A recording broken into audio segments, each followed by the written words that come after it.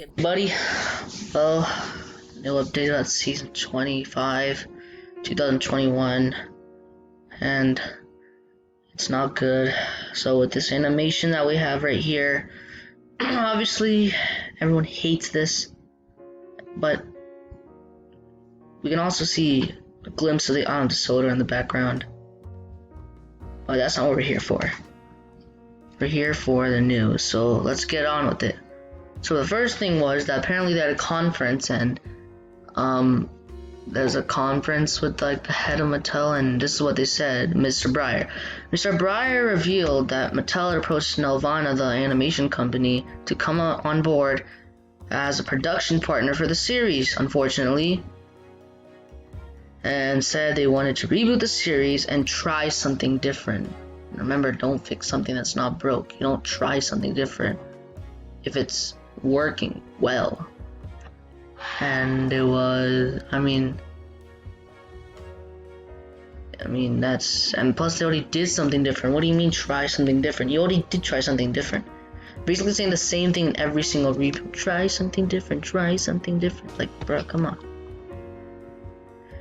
Then when asked if the new production was intending to skew more towards a younger audience, Mr. Breyer told the moderator that Nelvana was hoping to reach a broader audience through their approach to the series, commenting that with the quiet, slow nature of the original show, which was actually pretty good, it appealed to a younger audience. No, it didn't. It actually kind of appealed to an older, unless you're talking about Big World, Big Adventures. Anyways, our version is, I don't want to say wacky, but a bit more stretchy, tuney version. Well, let's just say that it's wacky, okay? Just say it's wacky. Then we can't stray too far from what's been established. We can do new things with these trains. Well, what can we do that's different while maintaining Thomas who he is? Mattel said we don't want to use wheels as hands. I'm pretty sure no one wants to do that, okay? That shouldn't even come to your mind, okay? That shouldn't even come to your mind. It's mad that they even say, we're not trying to do this. Dude, don't even try to do it. That shouldn't even come to your mind. But we are allowed to be more cartoony, stretching, pop trains off the track and jump to turn 360. So we're definitely not locked to the track. Oh god, okay, you have to be locked to the track. Okay? Why aren't you locked to the track, huh? Seriously, man, like, you have to, because you're a train, you're not a plane, okay? This is one thing that really just annoyed me humongously. This is one thing that just went on my nerve a lot. It said, this is a part about, like, the characters, but this part where I highlighted made me really, really, really irritated. It seems like a much bigger world. The island of Soda is a bigger playground, much less involvement with the older trains, which made me really, really mad to hear. Considering that it's sort of like, no, we don't want you anymore. So they're basically not wanting the original characters. It is so mad and so insulting to me. Like, it's like, why are you doing this? More about Thomas's core group of friends playing. It's like, it's basically the Steam team just ruining everything. I hate the Steam team so much now. The trains are characters. They're not driven by humans. This might be the first time, even though we weren't a big deal of the show. Obviously it wasn't a big deal of the show. They always had an engineer. They made me really happy that nobody needs to drive the train. If there are runaway coming, Tom doesn't need a driver to jump or fly mine cars. Well, I mean, that wasn't really a big problem. It's not really a big problem. I just decided to put it in there. It's not really a big problem, though. And yeah, there's some more stuff coming, too. Now down to the final part. With the move to 2D, it seems that Mattel are trying to tap into something different with the brand and move away from what's been standard for 36 years. Not just aesthetically, sorry I can't read today, I'm pretty sad about what's going on, but in terms of the tone, the setting, behaviors, and motivation of characters, it's definitely going to be a universe away from the Rev Audrey stories of something that happened to some engine another time. So basically, they basically just said everything bad they're going to do. That's basically everything they said.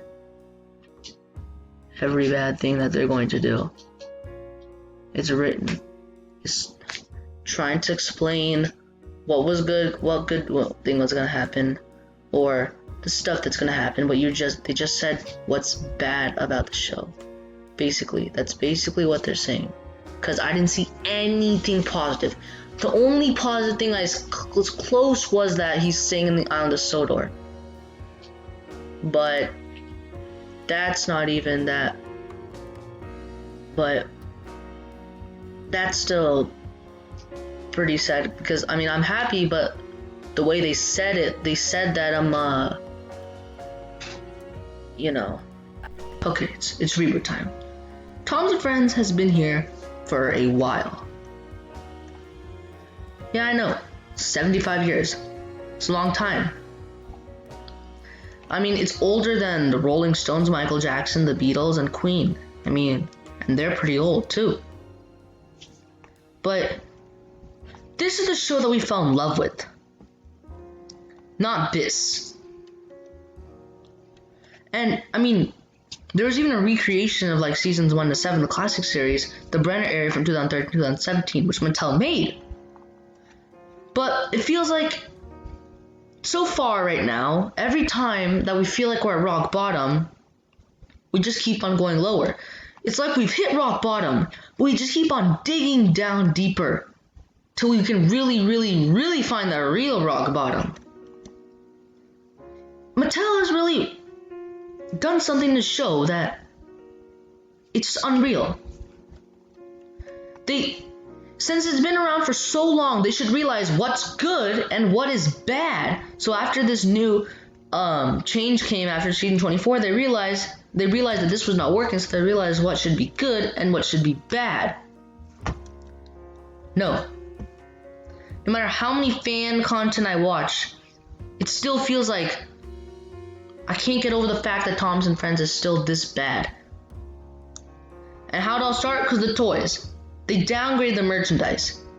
Ever since 2016, things have been worse. I mean, this is 2016. This is 2016 right here. This is 2020. It's unreal what they've done to the show. How lovely piece of work. I mean, they thought it was the show's fault, even though they downgraded the merchandise. They should realize, if I downgrade the merchandise and people stop buying our toys, maybe we should bring back our old toys and our old sets instead of this and bad toys. But no, they thought it was the show's fault. So they said Edwin Henry, they put big old Avengers to make it more exciting, try to make the toys more exciting. And then once they thought that wasn't working, they realized that the big Avengers thing didn't work, but the Brenner area worked from season 3 to 2013, 2017. So they should realize, oh, okay, maybe we should go back to this. And if we want our toys to sell, maybe we should go back to our old toys. But no, they didn't. They still thought the Brenner area didn't work and how they didn't realize how the merchandise was downgraded. No, they still didn't realize that. It's sad that out of the millions of people, or maybe millions, 100,000 or maybe millions of people that love Tom's and Friends, Mattel had to be the one to run the show.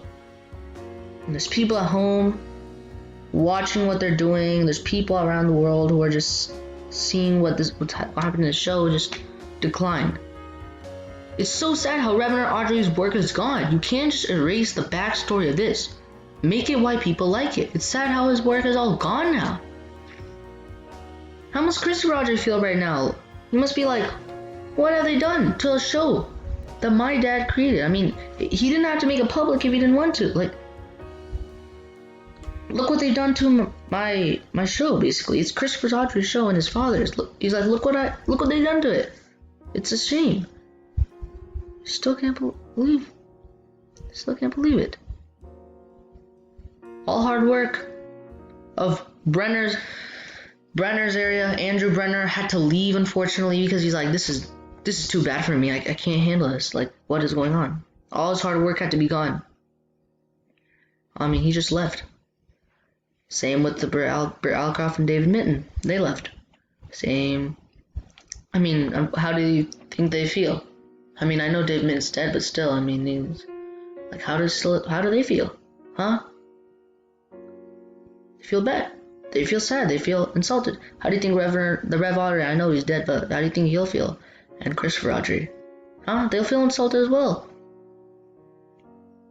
75 years, and you still can't figure it out. I mean, 75 years of a long, crazy ride. And in that 75 years, you should know, okay, in these 75 years, this was good, this was bad. But no, they can't figure that out.